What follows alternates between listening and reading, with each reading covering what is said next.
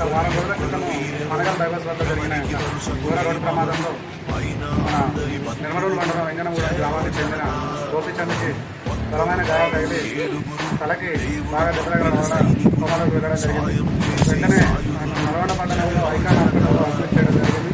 డాక్టర్లు పర్యవేక్షించి తగిన పరీక్షలు చేసి ఆపరేషన్ కోసం దాదాపు 6 లక్షల రూపాయల దాకా ఖర్చు చెప్పడంతో రికార్డు చేయడం స్థితిలో ఉన్న కుటుంబ సభ్యులు ప్రాణాయం ఫౌండేషన్ సంప్రదించగా వెంటనే కుటుంబ సభ్యులతో మాట్లాడి తగిన వివరాలు తీసుకొని గత 3 రోజులు వాట్సాప్ స్టేటస్లో పెట్టగా ఫండింగ్ చేయగా వచ్చిన అమౌంట్ 20,000 రూపాయలు ఈరోజు వారి కుటుంబ సభ్యుల్ని కలిసి గోపిచంద్ని పరామర్శించి 20,000 రూపాయలు కుటుంబ సభ్యుల చేతికి అందజేయడం జరిగింది.